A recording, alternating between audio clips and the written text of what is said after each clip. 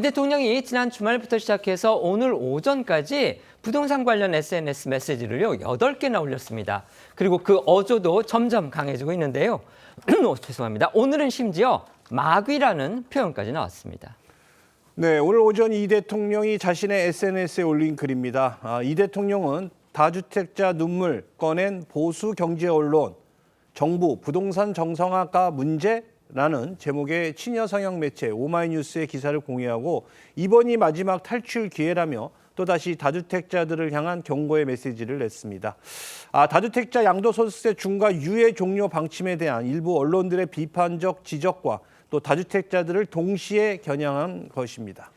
앵커 말씀하신 대로 이 대통령 오늘 글에서 마귀라는 표현도 썼습니다. 부동산 투기로 불로소득을 얻겠다는 수십만 다주택자의 눈물이 아까우신 분들에게 묻는다 이러면서 이들로 인한 높은 주거비용 때문에 결혼 출산을 포기하는 수백만 청년들의 피눈물은 안 보이시느냐. 돈이 마귀라더니 설마 마귀에게 최소한의 양심마저 빼앗긴 건 아니겠지요? 라고 쓴 겁니다. 이 대통령은 또 한 차례 더 버티는 것보다 파는 것이 일찍 파는 것이 늦게 파는 것보다 유리할 것이라는 글과 함께요. 이 양도세 중과 부담에 서울 강남 지역 매물이 늘었다는 기사를 공유하기도 했습니다.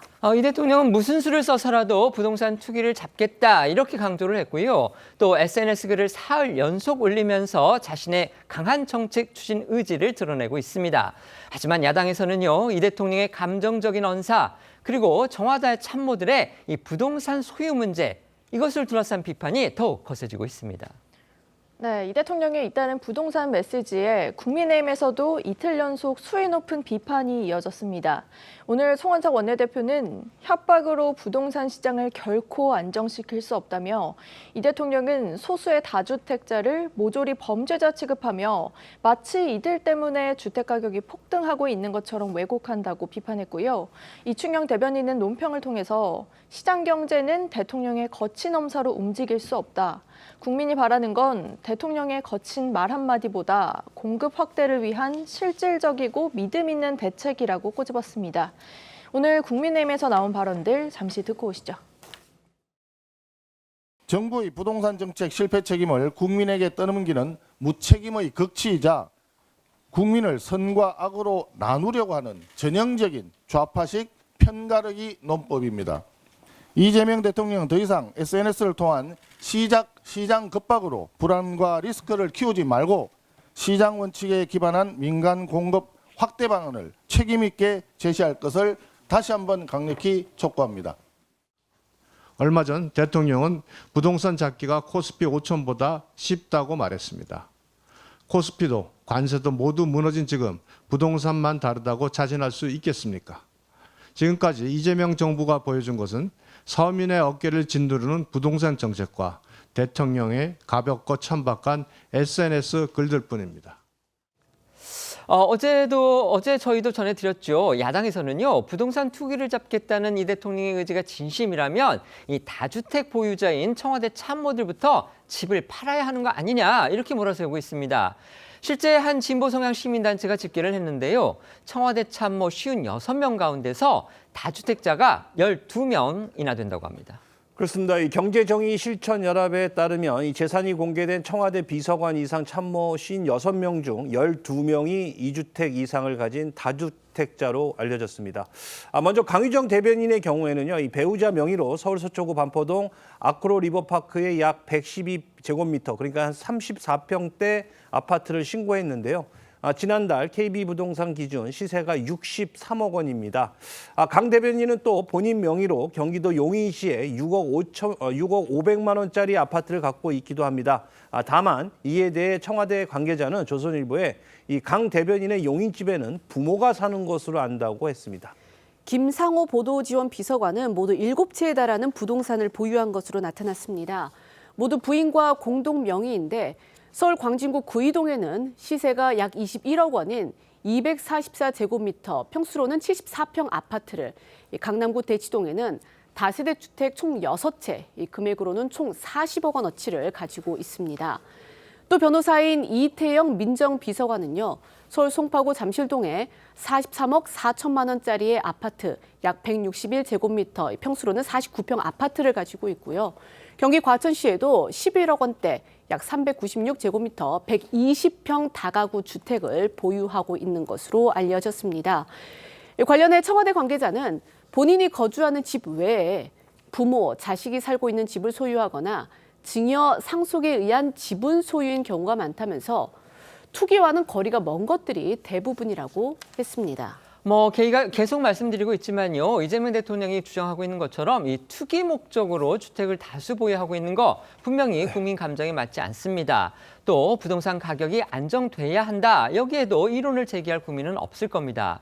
문제는 대통령이 이렇게 강경한 의지를 연일 표명하고 있는 데 비해서 정작 주택을 여러 채 보유하고 있는 대통령 주변의 고위공직자들이 대통령의 의지에 순응해서 이 갖고 있는 부동산들을 처분하거나 내놓는 구체적인 움직임을 보이는 징후 아직까지도 나타나지 않고 있다는 겁니다. 야당도 지금 이걸 문제 삼고 있는 겁니다. 이러니까 대통령의 메시지 폭탄이 다주택 시장의 움직임보다는 오히려 청와대 참모를 포함한 고위공직자의 부동산 보유 문제만 더욱 부각시키고 있다. 그런 역작용이 생기고 있는 것이다. 이런 지적도 나오고 있습니다. 네, 야당은 청와대 참모와 고위공직자를 넘어서 민주당 의원들을 향해서도 공세를 펴고 있습니다. 어제 이준석 개혁신당 대표 목소리부터 다시 듣고 오시죠. 경실련 자료를 보면은 민주당 의원 165명 중 다주택자는 25명입니다. 대통령실과 내각 고위직 중에도 다주택자와 고가 부동산 보유자가 적지 않은 것으로 알려져 있습니다. 민주당 의원들과 이재명 정부의 관계자들에게 단도직입적으로 묻겠습니다. 5월 9일 전까지 집 파실 겁니까? 시장의 관점에서 보면 이분들이 5월 9일까지 어떤 선택을 하느냐가 부동산 정책의 신뢰도를 결정짓게 됩니다. 만약 이 내부자들이 자신의 주택을 매각하지 않는다면 시장은 정책을 만든 사람들조차 이 정책의 효과를 믿지 않는다고 생각할 겁니다. 설계자가 따르지 않는 규제를 국민이 왜 따르겠습니까? 이 같은 지적은 부동산 업계와 전문가들 사이에서도 나오고 있습니다. 시장은 대통령이 가리키는 곳보다 고위공직자가 향하는 곳을 더 주시할 것이고, 또 정부가 부동산 불안을 원인으로 다주택자를 겨냥하는 상황에서 정작 정부의 고위 인사들이 다주택을 계속 끌어안는다면 대통령 의지와 상관없이 정책은 실패할 가능성이 커질 거란 분석인데요. 실제 과거 문재인 정부는 취임 첫 해에 다주택자 양도세 증가를 부활시키는 등 대대적으로 다주택자 축소에 나섰지만 정작 고위공직자들이 이에 호응하지 않으면서 정책은 결과적으로 실패했다는 게 시장의 평가입니다. 다들 기억하고 계실 겁니다. 문재인 정부 당시에 이 청와대 김조원 민정수석이 있었죠. 이 김 수석이 집을 파는 대신에, 그러니까 다주택 보유자였는데 집을 파는 대신에 직을 사퇴를 한 겁니다. 그래서 직보다 집이다. 이런 유행어 아닌 유행어까지 만들었습니다. 그렇습니다. 2020년 7월 노영민 대통령 비서실장을 통해 청와대 참모는 1주택만 제외하고 모두 처분하라는 경고 메시지가 나오자 이 다주택자였던 이 김조원 민정수석이 집을 파는 대신 사퇴를 택했던 건데요. 또한 현 주미대사인 강경화 당시 외교부 장관도 퇴임 때까지 2주택을 유지하며 버텼습니다. 때문에 시장에서는요, 이런 상황이 이번 정부에서도 재현된다면 정책 실패가 반복될 가능성이 크다는 진단이 나오고 있습니다. 이재명 대통령이 지금 SNS를 통해서요, 부동산, 특히 이제 다주택 보유자에 대해서 강력한 경고 메시지를 연일 내놓고 있습니다.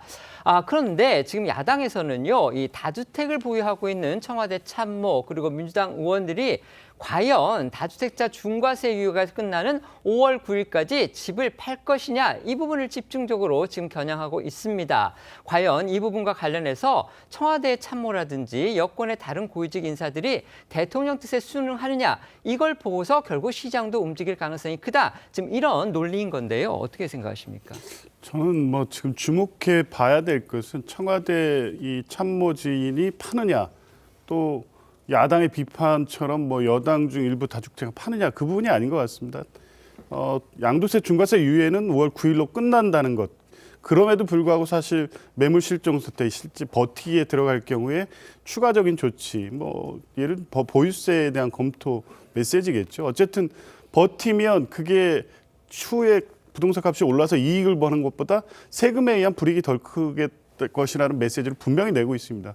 이 내용은 여당 의원이건 야당 의원이건 그 청와대 참모직은 똑같이 적용되는 겁니다. 그러니까 이것은 여당 의원이 안 한다고 청와대 참모장이 안 한다고 해서 정책에 대한 신뢰도가 흔들릴 상황은 아닙니다. 문재인 정부 때와는 분명히 다른 거고요. 대통령의 의지가 확고하고 대통령은 이번엔 분명히 집값 안정을 기하겠다는 의지를 직접 표방했기 때문에 이걸 되돌리기 어려운 상황입니다. 아마 그 상황에 대해서 각자가 판단하지 않을까 싶습니다. 네. 아무래도 말과 행동이 다르면 정책의 효율과 실행력을 담보할 수 없다고 보고 있고 우리 국민들이 그렇습니다. 위선과 내로남불과 굉장히 민감하거든요. 그래서 각자의 사연 때문에 다주택자가 되는 경우가 있는데 이거 보십시오. 청와대에서 하는 게 부모님이 살고 있기 때문에 그 부분은 괜찮다?